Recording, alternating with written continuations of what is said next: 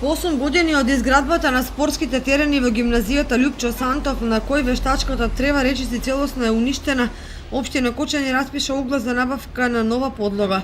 Проценетата вредност за новата вештачка трева изнесува околу 1.300.000 денари, без пресметан ДДВ. Заинтересираните за оваа набавка треба да ги достават своите понуди надосно до 13 септември, за кога е закажано јавното отворање.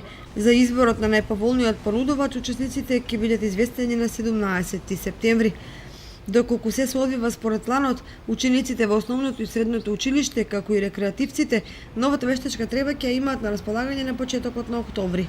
Овој спортски објект, кој е ограден со мрежа висока 4 метри, се користи за мал фудбал според футсал правила. Првата година од отворањето на него беше организиран Петровденскиот турнир, на кој учествуваа голем број екипи. Меѓутоа, со текот на годините, интересот за истиот значително се намали, а оваа година турнирот воопшто не се одржа.